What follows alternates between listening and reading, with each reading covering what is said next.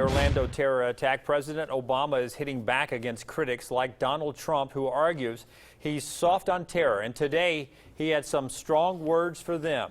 We go now to CBS 42 national correspondent Chance Sills, who's in Washington for more on this. Chance, the president was pretty assertive today.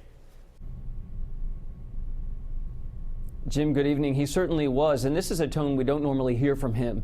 It all started yesterday when Donald Trump seemed to apply on national shows that somehow the president is sympathetic to terrorists. That did not go over well. The president balking at that today, never mentioning Trump's name, but he said people need to stop, quote, yapping about terrorism and actually do something to actually help fight it. He also said he doesn't know why people are obsessed with him saying, quote, radical Islam, because that could actually help legitimize the very people he's trying to defeat. Listen.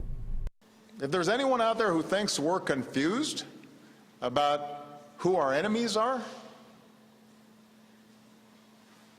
that would come as a surprise to the thousands of terrorists who we've taken off the battlefield. So those remarks, about 20 minutes in all, came right after Mr. Obama stepped out of a meeting with 30 top national security officials. Also, Hillary Clinton, just minutes after President Obama said those words, had a very similar message. A little coordination possibly going on there. Meanwhile, Donald Trump says he is pushing ahead with his plan temporarily to ban Muslims from coming into the country. It is worth noting, Jim, that the president pointed out under the U.S. Constitution, you cannot impose a religious test on those coming into our country. Yeah, Chance, the president also today had an opportunity to talk about access to guns.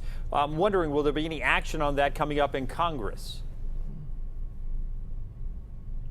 Yeah, President Obama, he said that making assault rifles so readily available actually helps get them into the hands of terrorists. That's not something that those on the right usually like to hear.